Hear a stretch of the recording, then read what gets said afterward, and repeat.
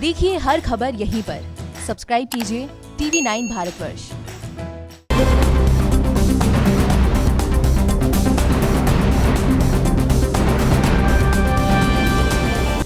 शहर शहर दहशत, कहीं आग में सब कुछ खाक तो कहीं सूना पड़ा इलाका। धमाके के बाद लेबनान में 14 दिन का आपातकाल लगा दिया गया है। धमाके के पीछे हिजबुल्लाह के हाथ होने का शक भी जाहिर किया गया है कुछ न्यूज एजेंसियों की तरफ से। दहली दुनिया से जुड़ी 9 बड़ी खबरें देखते हैं न्यूज टॉप 9। लेबनान की राजधानी बेरूत में हुए धमाके के बाद 14 दिन का आपातकाल घोषित कर दिया गया है। अनाज गोदाम में रखे अमोनियम नाइट्रेट में विस्फोट से 100 लोगों की मौत हुई है, जबकि 4000 से ज्यादा लोग घायल हैं। अभी भी पोर्ट के पास धुआं उड़ता दिखाई दे रहा है। लेबनान के राष्ट्रपति ने धमाके से तबाह हुए इलाकों का दौरा किया। यहाँ मलबे में दबे एक शख्स को 16 घंटे बाद रेस्क्यू किया गया। लेबनान की राजधानी बेरूत में हुए भीषण धमाके पर अमेरिका के फॉक्स न्यूज ने बड़ा दावा किया है। फॉक्स न्यूज ने कहा कि बेरूत हमले के पीछे आतंकी संगठन हिजबुल्लाह का हाथ है। कल लेबनान ने भी हमले के पीछे हिजबुल्लाह का हाथ होने की आशंका जताई थी।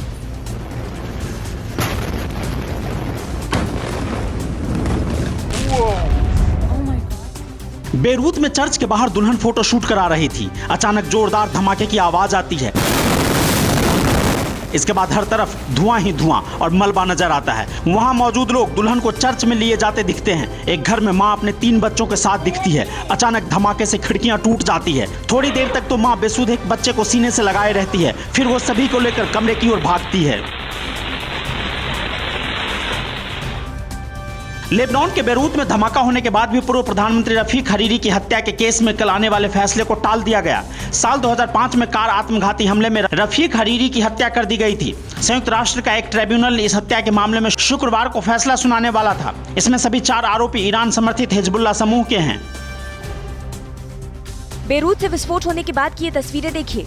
पूरा इलाका सूना पड़ा है। जहां ब्लास्ट हुआ वहां ऐसा लग ही नहीं रहा कि कभी कुछ था। कई किलोमीटर दूर तक की घरों की छत उजड़ गई है। लोग अभी भी सहमे हुए हैं। जहां ब्लास्ट हुआ उस इलाके के कई किलोमीटर तक सिर्फ मलबा ही मलबा दिख रहा है।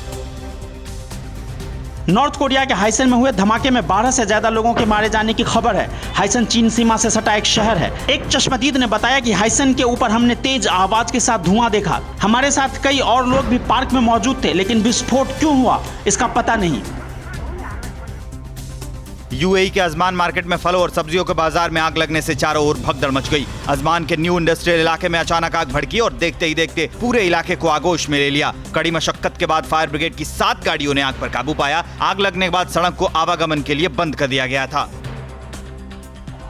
इराक के नजफ शहर के फूड वेयर हाउस में कल आग लग गई। आग में 20 वेयर हाउस पूरी तरह जलकर खाक हो गए। आग के बाद धुएं का गुबार काफी ऊंचाई तक दिखाई दिया। काफी दूर तक आग की लपटें और धुआं दिखाई दे रहा था। इस हादसे में किसी के हताहत होने की खबर नहीं है। आग कैसे लगी इसका अभी पता नहीं चल पाया है। पाकिस्तान के कराची में कश्मीरियों के समर्थन में निकाली गई रैली में कल बहुत बड़ा धमाका हुआ।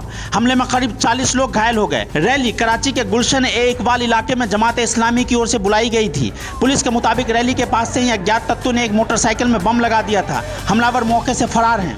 न्यूज टॉप 9 रोज सुबह 7 बजे और शाम 7 बजे सिर्फ TV9 भारतवर्ष पर।